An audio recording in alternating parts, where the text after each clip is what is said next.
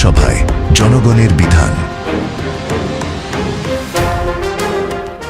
তৃণমূলের 15 বছরের শাসনের বিরুদ্ধে নানা অভিযোগ তুলে 35 পাতার চার্জশিট প্রকাশ করলেন কেন্দ্রীয় স্বরাষ্ট্রমন্ত্রী অমিত শাহ।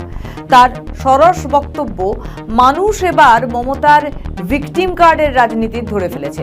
প্রসঙ্গত ভোট এলেই মুখ্যমন্ত্রী মমতা বন্দ্যোপাধ্যায় কোনো না কোনোভাবে চোট লাগে।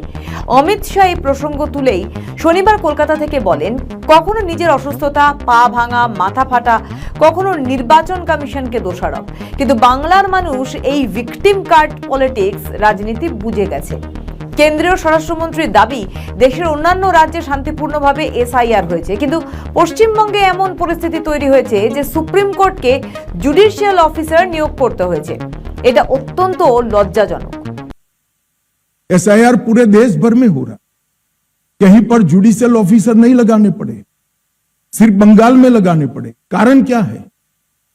यही चुनाव के अंदर तमिलनाडु में भी एसआईआर हुआ, कोई कोर्ट केस नहीं हुआ।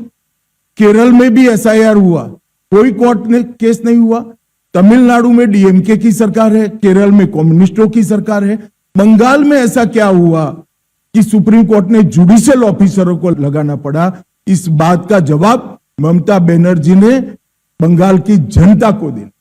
आपके डिस्ट्रिक्ट मजिस्ट्रेट निर्भीक रूप से काम नहीं किए, इसलिए सुप्रीम कोर्ट ने जुडिशियल ऑफिसर्स को लगाना पड़ा है।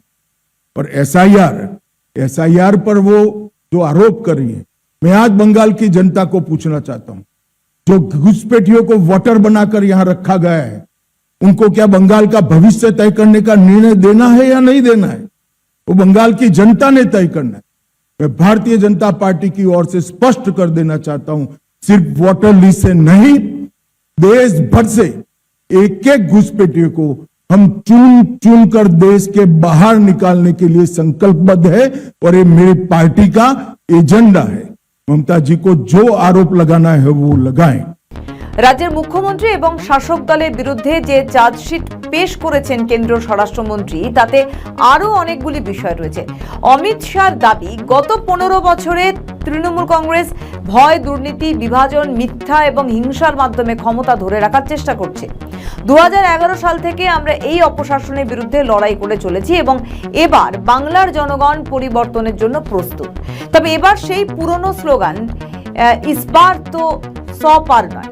अमित शाह चार्जशीटे स्पष्ट वार्ता, एबार बांग्ला चाहिए कि बंगाल की जनता ने लगातार भारतीय जनता पार्टी का समर्थन किया है और ग्रेजुअली भारतीय जनता पार्टी कैसे बढ़ी है, इसका मैं आज आप सबके सामने थोड़े आंकड़े भी जरूर रखना चाहूंगा।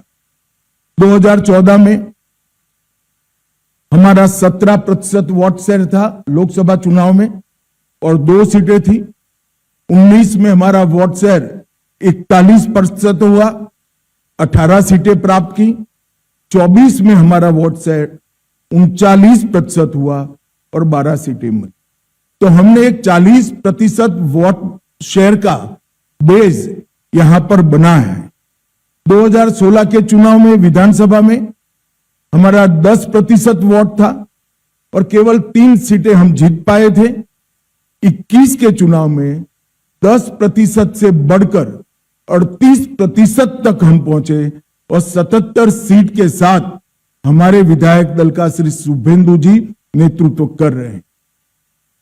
30 साल तक जो 2 पार्टियों ने यहां पर लंबे समय तक शासन किया, कांग्रेस और कम्युनिस्ट, दोनों को 0 सीटें प्राप्त।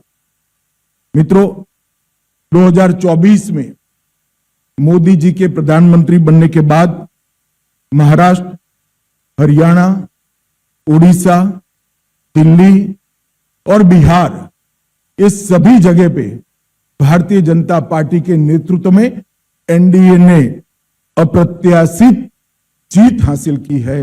और मुझे पूरा भरोसा है कि हमारी जो कैडर है, हमारे कार्यकर्ता हैं, वो जन जन तक पहुंचे हैं, जनता की आवाज को मुखर कर आवाज दे रहे हैं। और इस बार बंगाल की जनता ने यह तय किया है कि प्रचंड बहुमत के साथ भारतीय जनता पार्टी की सरकार यहाँ बनाई जाएगी।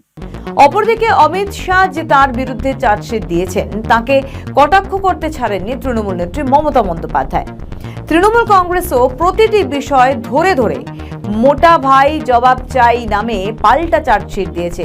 তৃণমূল সুপ্রিমো শাহের নাম না করে দিল্লির জমিদার বলে আক্রমণ করলেন। ফেসবুক পোস্টে মমতার সাফ বার্তা, মানুষ জানে ছিনিয়ে নিতে নিজের অধিকার, শত বঞ্চনার জবাব দেবে, শোনো দিল্লির জমিদার।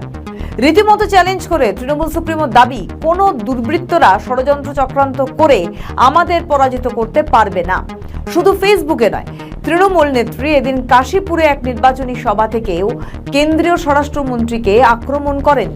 বিজেপিকে তাড়াবো, আগে বাংলা থেকে, তারপরে সব দলকে পাশে নিয়ে দিল্লি থেকে পাশাপাশি বিজেপিকে তুমুল আক্রমণ করে বলেন, বিজেপি দেশকেই বেচে দিয়েছে, তারা দুর্যোধনের দল।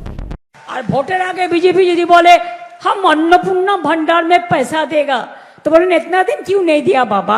अभी चुनाव का टाइम में झूठ बोलते हैं हमारा वोट लेने के लिए।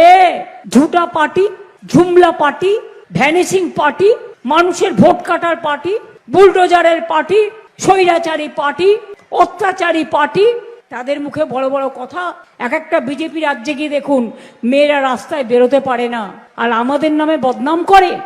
শুনুন, চোর তো ছিচকে কথা, তোরা তো হচ্ছিস মানে দেশ বেচে দেওয়ার ডাকাত।